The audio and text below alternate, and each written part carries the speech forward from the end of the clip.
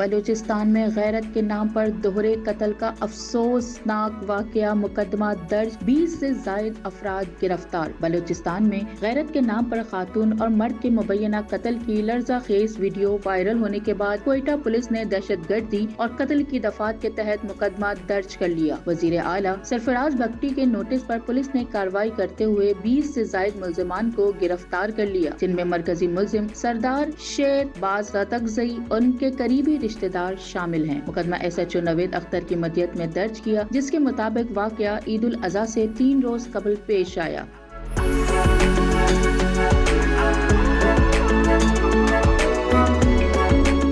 جب Bano be be اور احسان اللہ کو کاروکاری کا الزام لگا کر فائرنگ کر کے قتل کیا۔ پولیس کے مطابق ویڈیو بنائی گئی اور سوشل میڈیا پر اپلوڈ کر کے عوام میں خوف و ہراس پھیلایا گیا۔ فائرنگ کرنے والوں میں خاتون کا بھائی جلال بھی شامل ہے، جسے گرفتار کر لیا گیا۔ پولیس نے مقتولین کی قبروں کی کشائی اور پوسٹ مارٹم کے لیے مقام واردات کا رخ لیا ہے۔ کوئٹہ پولیس نے کیس کو سیریس کرائمز انویسٹیگیشن ونگ کے حوالے کر دیا ہے تاکہ واقعے کی گہرائی سے تفتیش کی جا سکے۔